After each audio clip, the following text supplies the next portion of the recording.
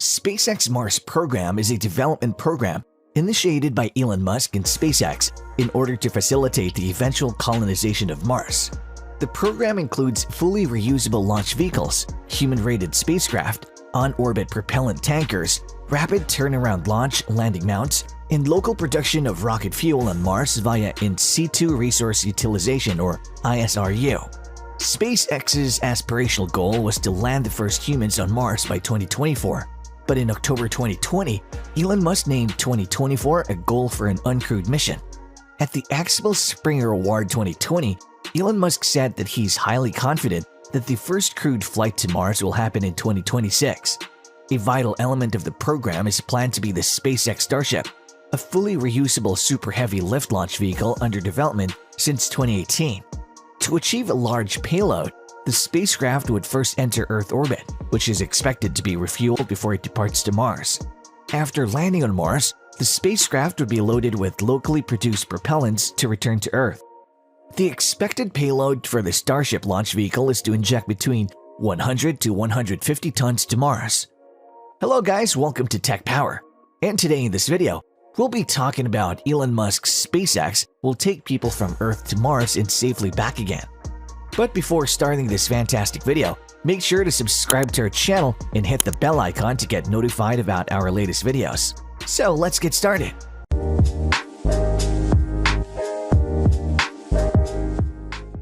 There are many things humanity must overcome before any return journey to Mars is launched. The two major players are NASA and SpaceX, which work together intimately on missions to the International Space Station but have competing ideas of what a crewed Mars mission would look like. However, the key to achieving his Mars goals is SpaceX's development of its Starship rocket, the stainless steel vehicle that the company is building with the goal of launching cargo and as many as 100 people at a time. Unlike SpaceX's fleet of Falcon 9 and Falcon Heavy rockets, which are partially reusable, Musk aims to make Starship fully reusable, envisioning a rocket that's more akin to a commercial airplane, with short turnaround times between flights where the only significant cost is fuel. But here are 5 significant challenges that SpaceX will face while sending humans from Earth to Mars. 1. Size. The biggest challenge or constraint is the mass of the payload or spacecraft, people, fuel, supplies, etc. needed to make the journey. We still talk about launching something into space being launching its weight in gold.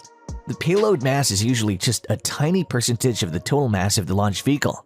For example, the Saturn V rocket that launched Apollo 11 to the moon weighed 3,000 tons, but it could launch only 140 tons, which is 5% of its initial launch mass, to low Earth orbit and 50 tons, which is less than 2% of its initial launch mass, to the moon. Mass constrains the size of a Mars spacecraft and what it can do in space. Every maneuver costs fuel to fire rocket motors, and this fuel must currently be carried into space on the spacecraft. SpaceX plans for its crewed Starship vehicle to be refueled in space by a separately launched fuel tanker. That means much more fuel can be carried into orbit than could be carried on a single launch. 2. Time. Another challenge intimately connected with fuel is time. Missions that send spacecraft with no crew to the other planets often travel complex trajectories around the Sun.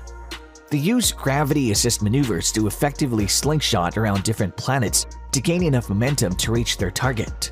This saves a lot of fuel that can result in missions that take years to reach their destinations. Clearly, this is something humans would not want to do. Both Earth and Mars have almost circular orbits, and a maneuver known as the Hammond transfer is the most fuel-efficient way to travel between two planets. Basically, without going into too much detail, this is where a spacecraft does a single burn into an elliptical transfer orbit from one planet to the other.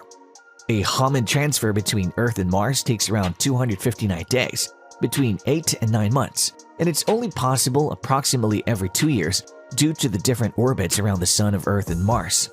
A spacecraft could reach Mars in a shorter time. SpaceX is claiming 6 months. But you guessed it, it would cost more fuel to do it that way. 3. Safe landing. Suppose our spacecraft and crew get to Mars. The next challenge is landing. A spacecraft entering Earth can use the drag generated by interaction with the atmosphere to slow down.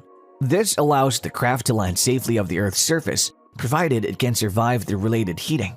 But the atmosphere on Mars is about 100 times thinner than Earth's.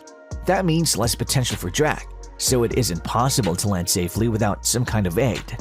Some missions have landed on airbags, such as NASA's Pathfinder mission, while others have used thrusters or NASA's Phoenix mission. The latter once again requires more fuel. 4. Life on Mars. A Martian day lasts 24 hours and 37 minutes, but the similarities with Earth stop there. The thin atmosphere on Mars means it can retain heat, as well as Earth does, so large extremes in temperature characterize life on Mars during the day or night cycle.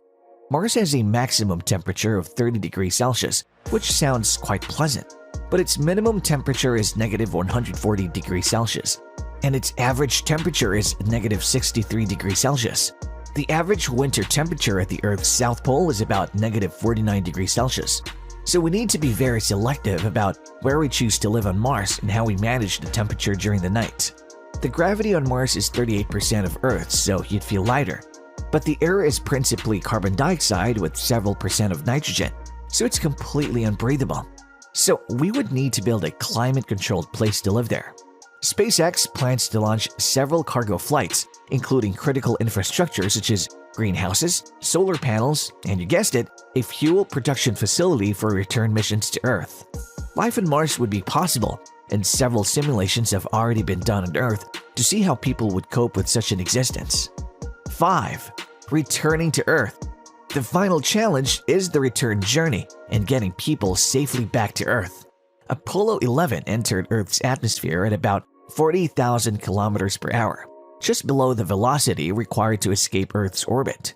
Spacecraft returning from Mars will have re-entry velocities from 47,000 km per hour to 54,000 km per hour, depending on their orbit to arrive at Earth. They could slow down into low orbit around Earth to around 28,800 km per hour before entering our atmosphere. But, well, you guessed it, they need extra fuel to do that.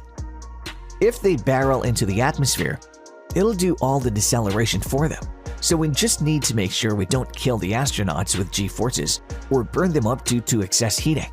These are just some of the challenges facing a Mars mission, and all of the technological building blocks to achieve this are there. We just need to spend the time and the money and bring it all together. So, what do you think about SpaceX's plan to send on humans from Earth to Mars? Will the company be successful in making it possible, or will the dream of living a life on Mars will be unsuccessful?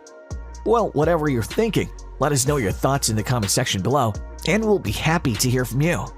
Also, if you found this video interesting, then don't forget to like and subscribe to our channel. Thanks for watching.